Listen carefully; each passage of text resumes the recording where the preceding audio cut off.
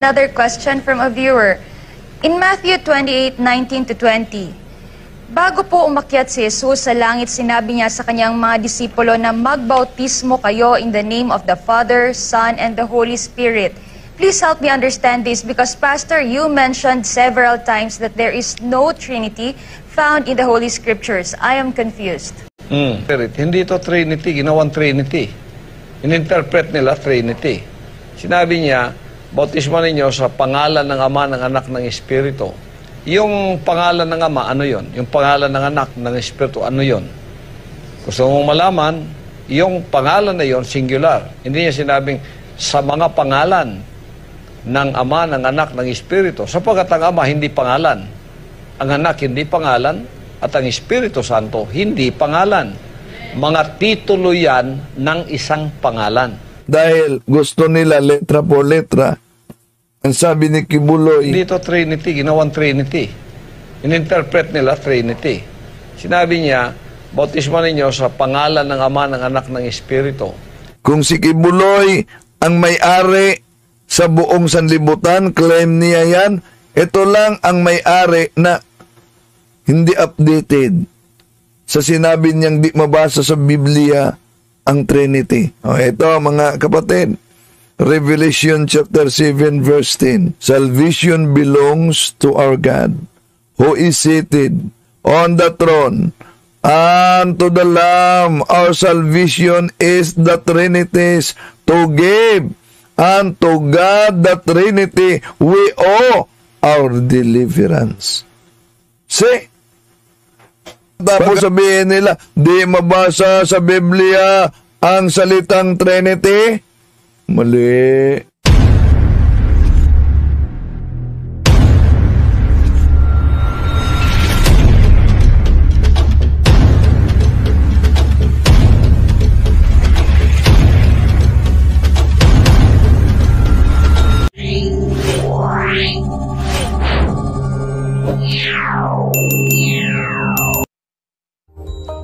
Another question from a viewer. In Matthew 28:19-20, bago po umakyat si Jesus sa langit, sinabi niya sa kanyang mga disipulo na magbautismo kayo in the name of the Father, Son, and the Holy Spirit. Please help me understand this because, Pastor, you mentioned several times that there is no Trinity found in the Holy Scriptures. I am confused. Hindi ito Trinity, ginawang Trinity. In-interpret nila Trinity. Sinabi niya, bautismo ninyo sa pangalan ng Ama, ng Anak, ng Espiritu. Yung pangalan ng Ama, ano yon? Yung pangalan ng Anak, ng Espiritu, ano yon? Gusto mong malaman, yung pangalan na yon, singular. Hindi niya sinabing sa mga pangalan ng Ama, ng Anak, ng Espiritu. Sapagkat ang Ama, hindi pangalan. Ang Anak, hindi pangalan. At ang Espiritu Santo, hindi pangalan. Mga titulo yan ng isang pangalan. Biblical na basihan ang doktrina ng Trinity. At bilang sagot sa akusasyon ni Pastor Kibuloy at sa iba pa, mga Muslim, INC, Jehovah's Witnesses at kahit ang dating daan na hindi daw ito biblical at imbintong aral lang daw ito, hindi matatagpuan sa Biblia. At pilit pa na itinuturo nito mga balik Islam na meron tayong tatlong Diyos. Mga kapatid, sasagutin natin lalo na si Kibuloy. Itong inyong lingkod, Brad Wendell Talibong, muling magkasama ninyo. Sabi ng mga nagsusulpotang sikta, lalo na si Apollo Kibuloy, na tumututol sa Trinidad, Iglesia ni Cristo, na hindi daw makita ang Trinity sa Biblia. Kaya yung Mateo Kapitulo 28, 19, 20, binyagan ninyo sa ngalan ng Ama, hindi umano mga pangalan, at ginawa lang Trinity. Hindi ito Trinity, ginawang Trinity. In-interpret nila Trinity. Ating sasagutin sa pagkakataong ito si Pastor Apollo Kibuloy. At naunang sinagot din siya ni Kaburnok, mga kapatid, sa Factbusters PH. Pakinggan muna natin dahil karamihan sa maling akala nito mga nagsusulpotang sikta, alam nyo, kahit na balik Islam, meron daw tayong tatlong Diyos. Ano po bang opisyal na aral ng simbahan tungkol sa Trinity? Atin itong sasagutin dahil araw ito ipinagdiwang natin ang kapistahan ng Santissima Trinidad. Pakinggan natin si Kaburnok.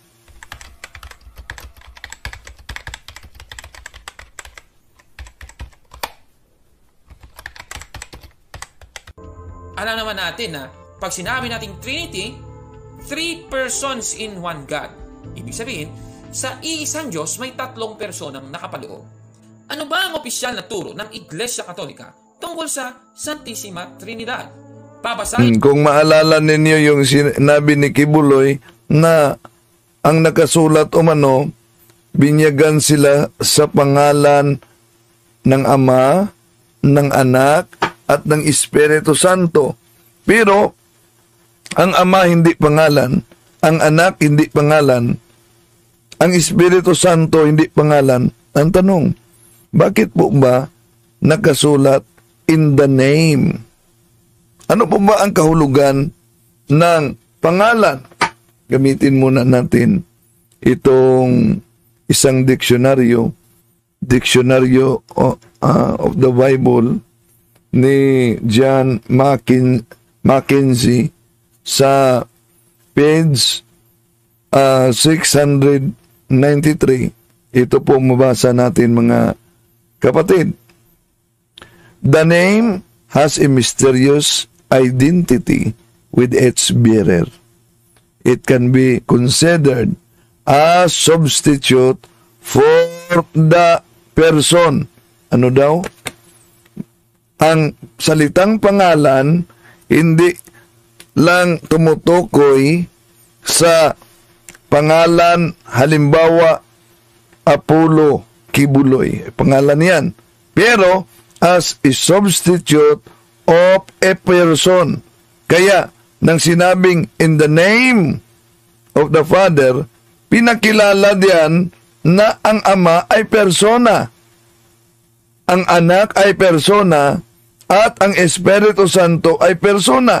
Sa misteryo ng Santissima Trinidad, ibig ba sabihin tatlo na ang Diyos? Pakinggan natin si Kaburnok. Alam naman natin na pag sinabi nating Trinity, 3 persons in one God. Ibig sabihin, sa iisang Diyos may 3 personang nakapaloob. Ano ba ang opisyal na turo ng Iglesia Katolika tungkol sa Santissima Trinidad? Babasahin natin Catechism of the Catholic Church, 2nd edition, na may imprimipotes ni Joseph Cardinal Ratzinger o mas kilala bilang si Pope Benedict XVI. Babasahin natin sa paragraph 253 sa page 66 hanggang 67. The Trinity is one. We do not confess 3 gods, but one God in 3 persons, the consubstantial Trinity. Ayun ang malinaw natin na aral, mga kapatid. Kaya nga sa Spanish, Trinidad, Tres and Unidad. The divine persons do not share the one divinity among themselves, but each of them is God whole and entire. The Father is that which the Son is, the Son that which the Father is, the Father and the Son that which the Holy Spirit is, by nature, one God. In the words of the Fourth Lateran Council, each of the persons is that supreme reality, viz., the divine substance, essence, or nature. Sa base dito sa nakasulat sa CCC, ilan ba ang Diyos ng Iglesia Katolika? Isa lang po ang Diyos ng Iglesia Katolika. We do not confess 3 gods, but one God in 3 persons. Isang Diyos lang, mga kapatid. Sige, babasahin naman natin. Paragraph 254. The divine persons are really distinct from one another. God is one, but not solitary. Father, Son, Holy Spirit are not simply names designating modalities of the divine being. for they are really distinct from one another. Ibig sabihin, mga kapatid, hindi po siya iisang persona na may tatlong pangalan. Kasi lalabas niyan, heretical statement, kung gano'n, ano? He is not the Father who is the Son, nor is the Son he who is the Father, nor is the Holy Spirit he who is the Father or the Son. They are distinct from one another in the relations of origin. It is the Father who generates, the Son who is begotten, and the Holy Spirit who proceeds. The divine unity is triune. Klaro-klaro, mga kababayan. So, ito po yung tanong. Base ba dito, ang ama ba ay siya ring anak? Yan. May doktrina kasi sila na dahil di mabasa o mano litra por litra sa Biblia, mali. Baka di nila yan na-research, di sila updated ang salitang Trinity. Kaya may doktrina sila na ang Ama ay si Jesus, ang Espiritu Santo ay si Jesus rin. Kaya yon ang tinatawag na wanis. Tanong, yun bang salitang wanis? Mabasa ba yan sa Biblia? Kahit na yung pinaniniwalaan nilang termino, monotheism, mabasa ba yan sa Biblia? Okay, tuloy natin. Hindi po, mga kababayan. Ang ama ay iba sa anak. He is not the Father who is the Son, nor is the Son he who is the Father. Ayan, klarong-klaro sa statement, mga kababayan. Ibig sabihin, ang Iglesia Katolika ay isang reliyong naniniwala sa iisang Diyos. Hindi po tatlo ang Diyos ng Iglesia Katolika. Mga kababayan, may isa kasing mga ngaral na tinutuligsa itong doktrina ng Iglesia Katolika. Pakinggan ninyo ang nagpapakilalang appointed Son of God daw. Ito first time natin i-feature sa Factbusters PH. Pakinggan natin, Pastor Apollo Quiboloy, mga kapatid. Pastor, another question from a viewer.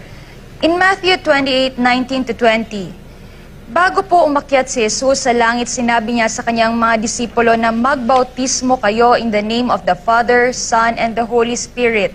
Please help me understand this because, Pastor, you mentioned several times that there is no Trinity found in the Holy Scriptures. I am confused. So, napakinggan nyo po yung tanong ng host ng kanilang programa.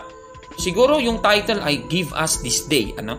Tinanong po niya tungkol sa Santissima Trinidad. Ang tanong kasi, tungkol po sa Mateo, Kapitulo 28, versikulo 19. Hayaan ko pong babasahin natin. Sa Magandang Balita Biblia, ganito po ang nakasulat. Kaya tumayo kayo, gawin ninyong alagad ko ang mga tao sa lahat ng mga bansa. Bautismuhan ninyo sila sa pangalan ng Ama at ng Anak at ng Espiritu Santo. Klaro po dito kasi meron pong pangalan ng Ama at ng Anak at ng Espiritu Santo, mga kababayan.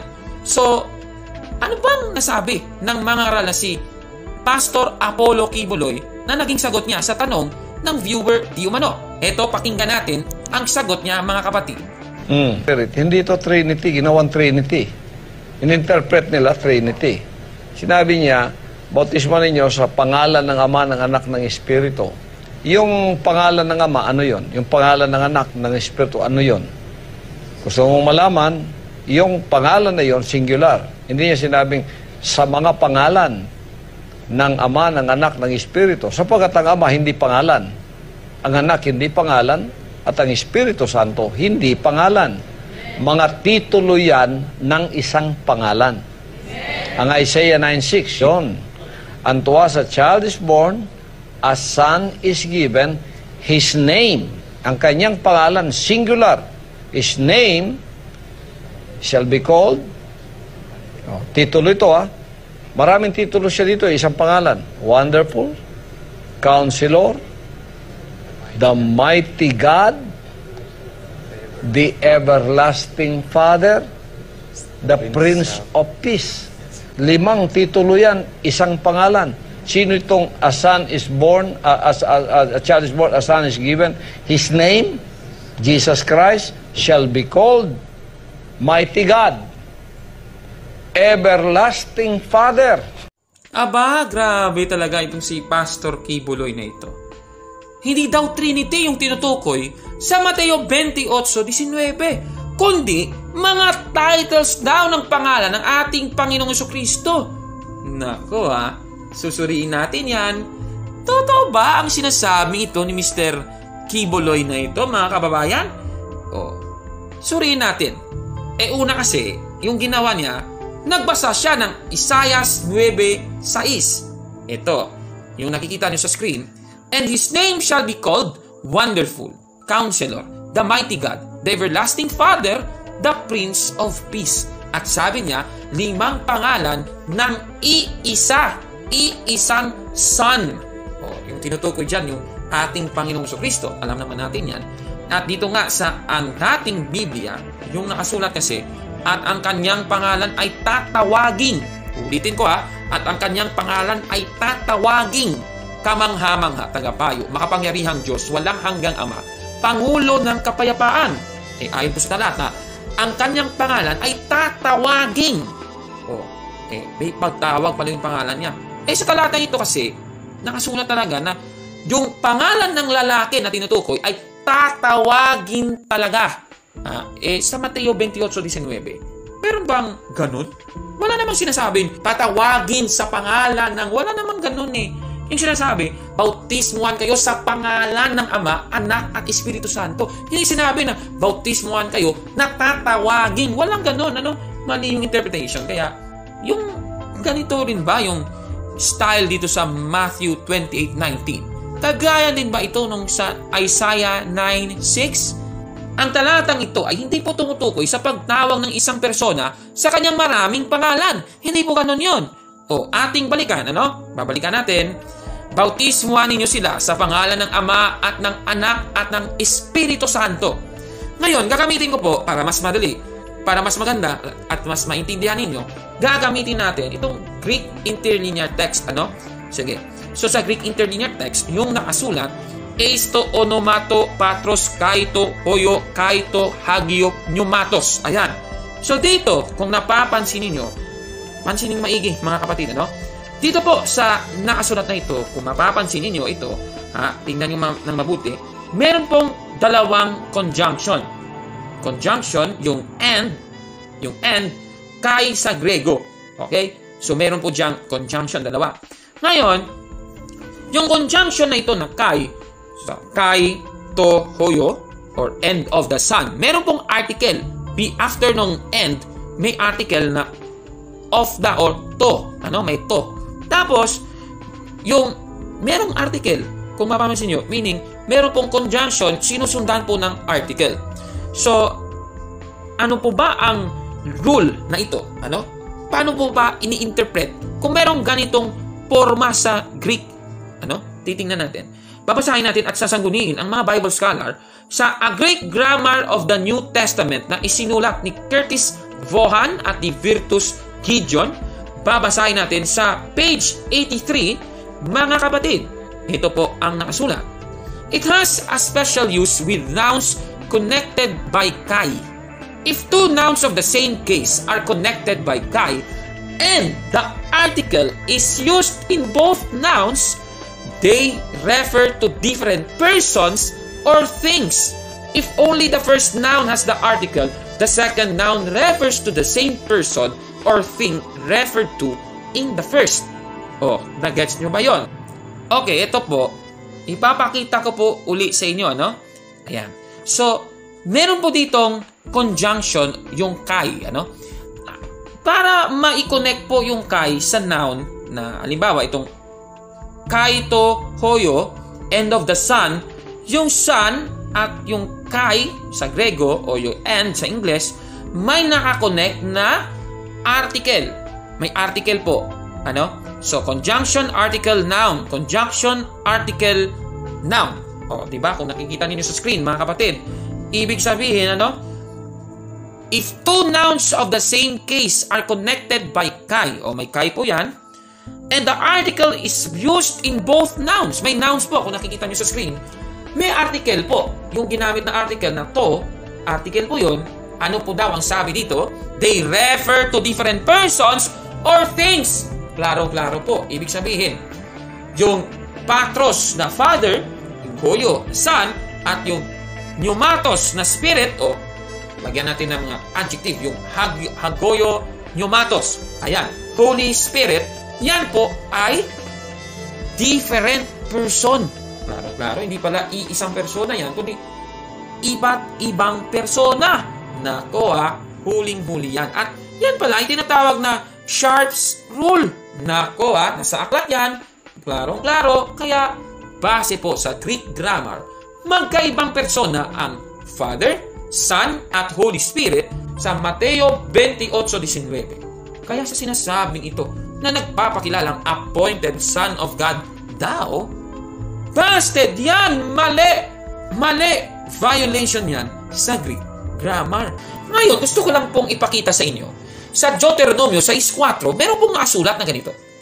Digin mo, O Israel, ang Panginoon nating Diyos ay isang Panginoon. Yan po yung nakasulat sa 6:4 ng Deuteronomio. Ang Panginoong Diyos daw ay isang Panginoon. Kung sa English po, Hear, O Israel, the Lord our God is one Lord. Yan po yung nakasulat. Sa Complete Jewish Bible, yung one po na tinutukoy ay Ekad. Ekad. Ayan. So, yan po yung nakasulat sa Deuteronomy chapter 6 verse 4.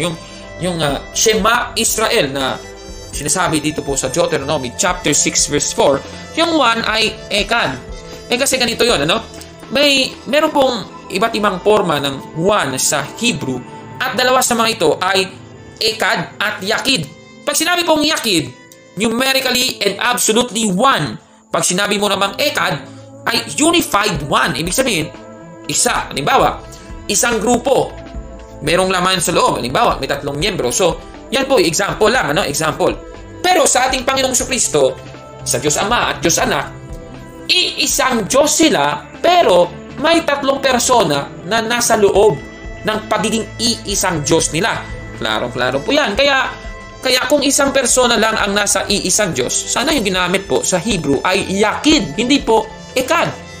Ngunit, hindi naman Yakid yung nakalagay sa Deuteronomy chapter 6 verse 4.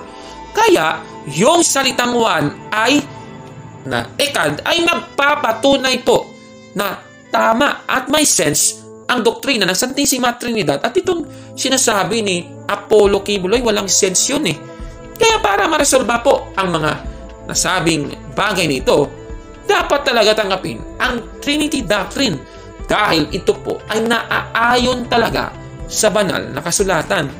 Yon mga kapatid, ang paliwanag ni Kaburnok sa Factbusters PH.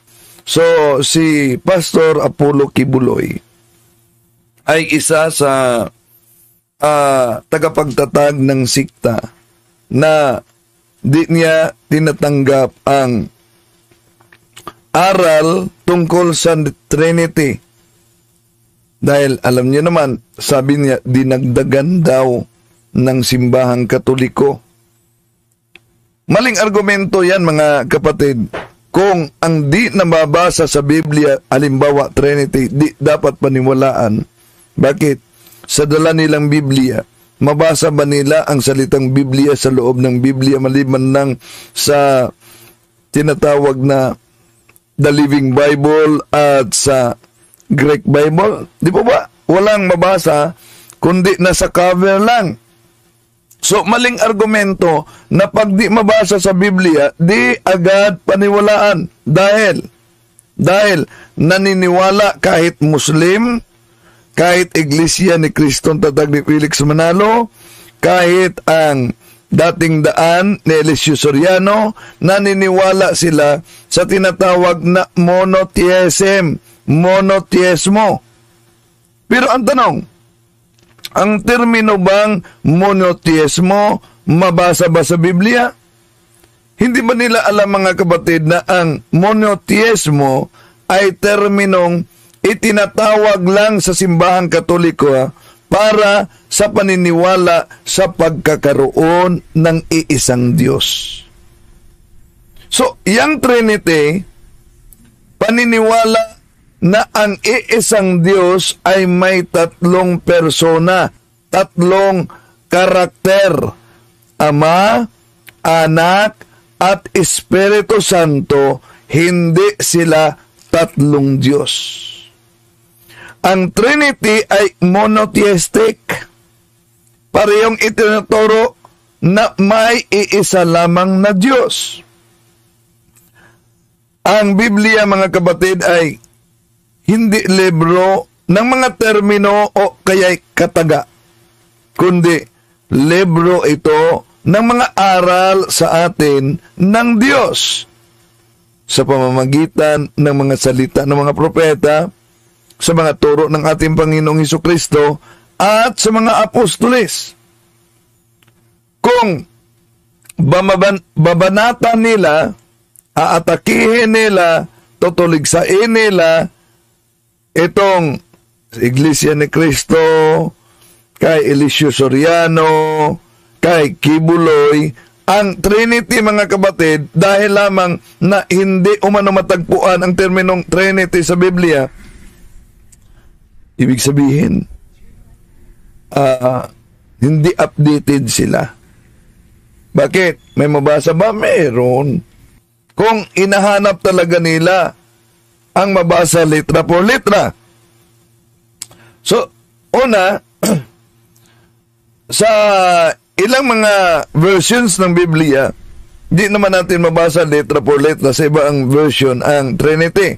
Pero dapat tingnan nila, mga kapatid, ang aral o konsepto, pati na ang logic nito na dapat malaman sa Biblia at hindi ang termino.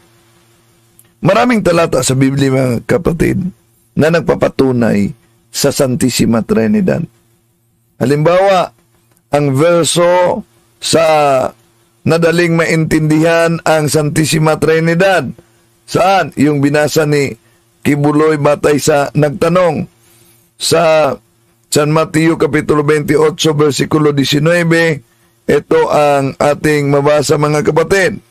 Go therefore and make disciples of all nations, baptizing them in the name of the Father, and of the Son, and of the Holy Spirit. May maling unawa si Pastor Kibuloy tungkol diyan. Wala naman sariling Biblia, pero pinapaliwanag itong mabuti ni Kabornok gamit ba ang Interlinear Greek Bible at ang Greek Dictionary, galing mismo sa biblical scholar, kung bakit merong in the name of the Father. Ano yung of the? Yun, pinaliwanag ni Kabornok article. And of the Son, and of the Holy Spirit. Di po ba? Okay. So, sabi ni Kibuloy, ginawa ninyo na Trinity yan. Ang di niya alam at di updated, ito lang ang tinatawag na nagpakilalang Son of God, ngunit di updated. Bakit? Kung tingnan natin ang The Voice Bible sa San Mateo Kapitulo 28, 19, ito po makita natin. Go out and make disciples in all nations, ceremonially wash them through baptism in the name of the triune God, Father, Son, and Holy Spirit. Ano daw sabi? In the name of the triune God. Oh. So dito makita natin na meron ng triune God. Ano po yung triune God? Referado yan sa Espiritu Santo. So, pansinin ninyo, kahit binanggit ang tungkol sa bautismo, ang tungkol sa binyag, pero nandyan ang logic, nandyan ang konsepto ng Trinity. Dahil binanggit ang tatlong karakter, ang tatlong personas sa iisang pangalan, singular name, and not plural names. Yun po, Pastor Kibuloy. Ang problema, wala silang sariling Biblia, namimili lang nakibasa, Oh, dami namang sumunod dahil sa maling akala. Pero bakit singular name? Gayong tatlo ang binanggit na karakter o persona sa San Mateo Kapitulo 28, 19, mga kapatid. Yun ay tinatawag na Trinity. No? So, kung tingnan natin ang Revelation chapter 16, verse 9, ito ang mabasa natin, mga kapatid. People were burned by a scorching heat and blasphemed the name of God who had power over these plagues. But they did not repent or give Him glory. So, malinaw ang nabasa natin diyan sa Revelation chapter 16 verse 19. At bakit pangalan? Tingnan din natin ang Daniel Kapitulo 2 versikulo 20, mga kapatid. Ito ang mabasa natin. Blessed be the name of God forever and ever, for wisdom and power are His. So, napansin nyo ba? Ginamit diyan ang name. At sa Psalm chapter 69 verse 30, ito din ang mabasa natin. That I may praise God's name in song and glorify with thanksgiving. See? So, binanggit diyan ang pangalan, mga kapatid. Ngayon, isipin natin, since ang singular name ay patungkol sa iisang pangalan, Diyos, name of God, o God's name, at ang singular name na yan ay napaloob, mga kapatid, ang tatlong personas. Ang Ama, ang Anak, at ang Espiritu Santo sa San Mateo Kapitulo 28, versikulo 19.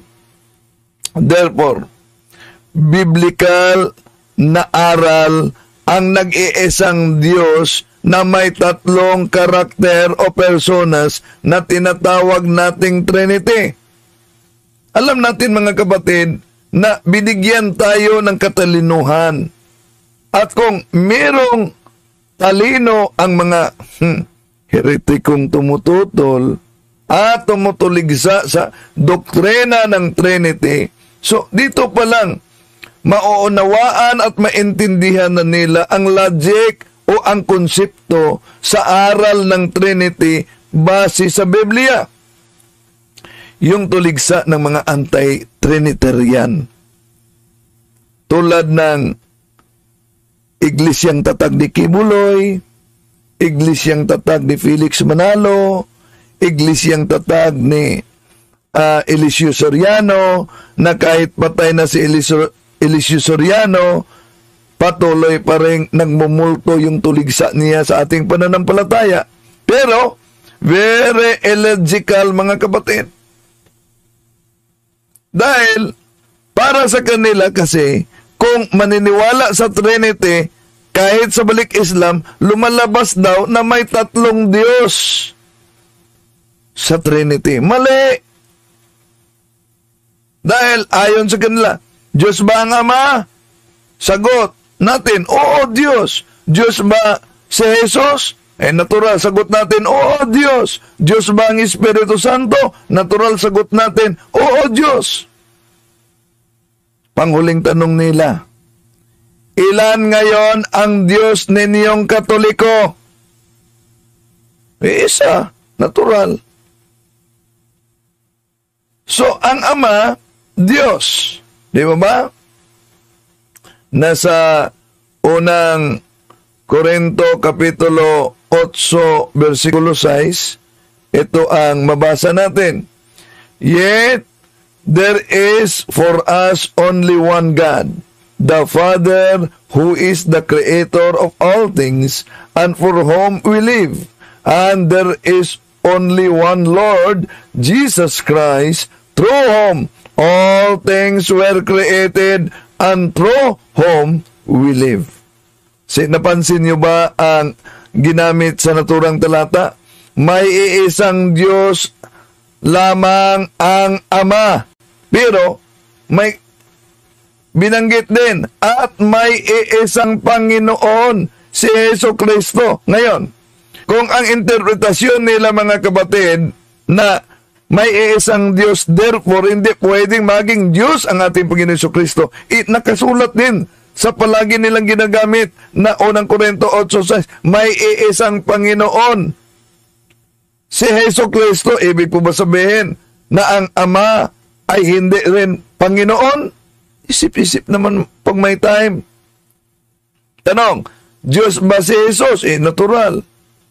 Juan Kapitulo 1, versikulo 18, gamitin natin mga kapatid, dahil ayon sa iglesia, sa kanilang Pasugo Magazine, iwan ko kung updated ba sila o sadya talagang nilito lang nila. Bakit? Sabi nila, walang mabasa sa Biblia na Diyos anak daw. Sabi nila, ang mabasa, anak ng Diyos. Walang mabasa na Diyos anak. Sa Juan Kapitulo 1, versikulo 18. Wala pang nakakita sa Diyos Ama kahit kailan. Subalit, ipinakilala siya sa atin ng Diyos Anak. Akala ko ba walang mabasang sa Biblia na Diyos Anak? Ngayon, tanong, Diyos ba din ang Espiritu Santo? Natural. Kung pagbatayan natin ang Biblia, ito ang mabasa natin sa mga Gawa, Kapitulo 5, versikulo 3 hanggang 4. Kaya't sinabi ni Pedro, Ananias, bakit ka nagpadala kay Satanas at nagsinungaling ka sa Espiritu Santo? Bakit mo binawasan ang pinagbilhan mo ng lupa? Bago mo ipinagbili ang lupa, hindi ba iyo iyon? At nang naipagbili na, hindi ba iyo rin ang pinagbilhan? Bakit mo naisipang gawin iyon? Hindi ka sa tao nagsisinungaling, kundi sa Diyos. Napansin niyo ba ang talata? Anong sabi ni San Pablo?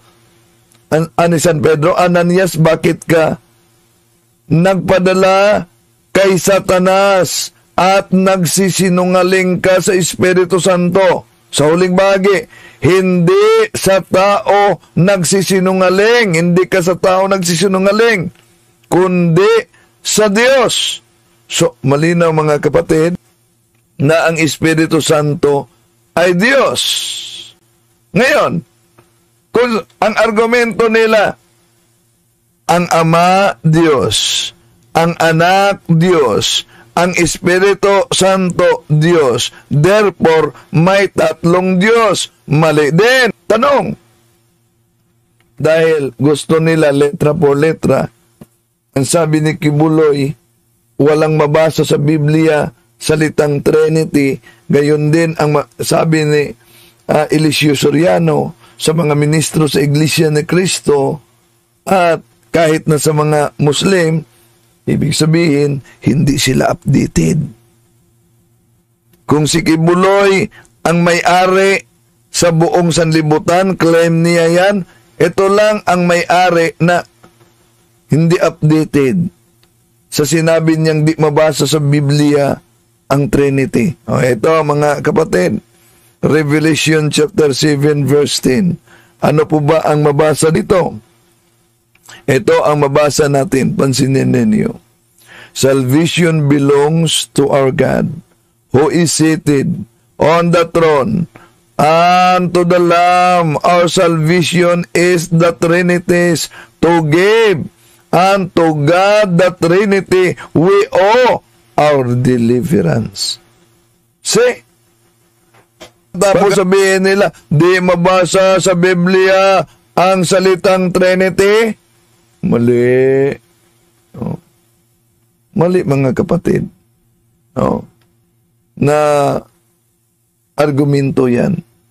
So, halimbawa, kung sasabihin nila ang kanilang logic, boy, ang Diyos, ang Ama ay Diyos, ang Anak ay Diyos, ang Espiritu Santo ay Diyos. Kaya, sasabihin nila sa kanilang logic, tatlong Diyos. Mali. Bakit? Isip-isip naman pag may time. Halimbawa, ang Luzon ba ay Pilipinas o hindi? Natural, sasagot sila, ang Luzon ay Pilipinas. Ang Visayas ba ay Pilipinas o hindi? Sasagot sila, natural, ang Visayas ay Pilipinas. Tanong, ang Mindanao ba ay Pilipinas o hindi? Natural, sasagot sila, ang Mindanao ay Pilipinas. Ngayon, ilan ang Pilipinas? Tatlo ba? Hindi. Isa lang na binubuo ng Luzon, Visayas at Mindanao. Di po ba? Oh, isip-isip naman pag may time. Ha? Oh. So, ganyan din ang konsepto ng Trinity. Ang Ama, ang Verbo o ang Anak, ang Espiritu Santo, silang tatlo ay iisa.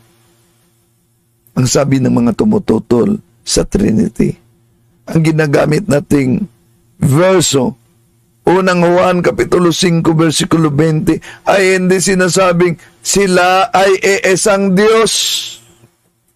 Una sa lahat mga kapatid, malalim at napakalawak ang pagiging iisa sa tatlong personas. Pero bakit nga bang sinasabing silang tatlo ay iisa? Kung susuriin natin ang buong Biblia mga kapatid, malalaman natin na sila ay iisa sa kalikasan, iisa sa katangian o qualities sa pagka-Diyos. Balikan natin. Ito. Tingnan natin. Dahil ang katanungan nila, mabasa ba diyan sa Biblia, Mr. Talibong, na sila ay nagiging iisa sa pagka-Diyos? Tingnan niyo. Basta, mga kapatid, lilinawin natin, ang ating aral katoliko, hindi po tayo letra por letra o Bible alone. Pero ginamit natin ang iba't ibang salin ng Biblia dahil naghahanap itong mga anti-Trinitarian ng letra por letra. John chapter 10 verse 30, ito mabasa natin, I and the Father are one in essence and nature. See? Napaka ganda. Yun ang mga inahanap nila mga kapatid. Ako at ang Ama ay iisa. At di lang yan. Kung tingnan natin ang Hebreo Kapitulo 1, versikulo 2, magandang balita, Biblia, ito ang ating mabasa, ay nagsasalita sa atin sa mga huling araw na ito sa pamamagitan ng kaniyang anak na siyang itinalaga sa tagapagmana sa lahat ng mga bagay, na sa pamamagitan naman niya'y ginawa ang sanlibutan. See? Yun ang mabasa natin mga... So, sa Hebrews chapter 1 verse 3, if God is the Creator and His Son represents Him exactly, then the Son represents as Creator. Kaya isip-isip naman, di po ba? Pag may time. Gawa 3:15. Anong mabasa natin? Itong mabasa natin.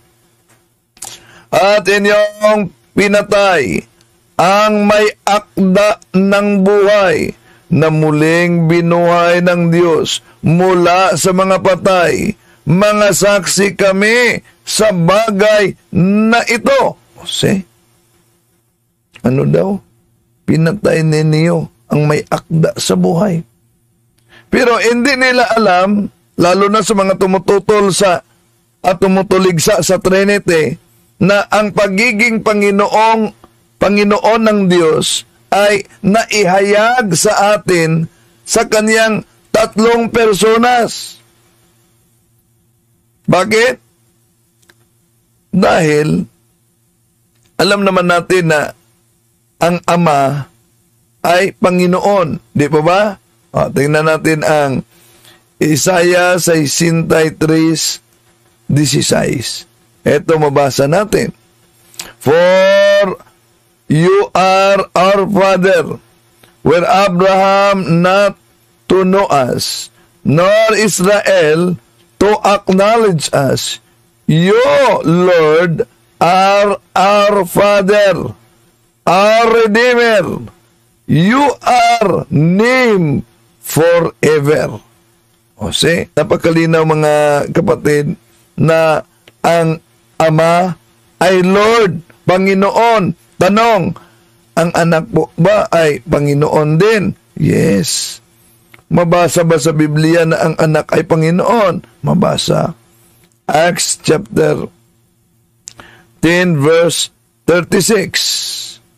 You know the word that He sent to the Israelites as He proclaimed peace through Jesus Christ, who is Lord of all.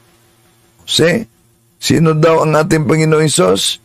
Lord of all. Dagdag pa, Lucas Kapitulo 2, versikulo 11. Today, in the town of David, a Savior has been born to you. He is Christ the Lord. O see, ang ating Panginoon Jesucristo ay Panginoon. Ang tanong, ang Espiritu Santo ba ay Panginoon? Sige, tingnan natin. 2 Corinthians chapter 3 verses 17 up to 18. Ito mabasa natin. Now the Lord is the Spirit, and where the Spirit of the Lord is, there is freedom. All of us, gazing with unveiled face on the glory of the Lord, are being transformed into the same image from glory to glory, as from the Lord who is the Spirit. See, ang Espiritu Santo ay Panginoon. Napakalinaw mga kapatid. So, diyan na mga qualities, yung kalikasan, yung katingian ng iisang pagiging Diyos mga kapatid na pinaniwalaan nating Trinity. Di ba? Taglay ng anak, taglay ng Ama, taglay ng Espiritu Santo ang pagiging Panginoon. At ano sabi ng ating Panginoon Jesucristo, John chapter 10 verse 30, ako at ang Ama ay iisa. Ang pagiging iisa ng Ama at anak sa Juan kapitulo 10 versikulo 30 ay sadyang malalim, sadyang malawak mga kapatid ang kahulugan, dahil pag binasa mo ang buong Biblia ay malalaman natin na ang Ama at ang kaniyang anak ay iisa sa kalikasan sa pagka-Diyos.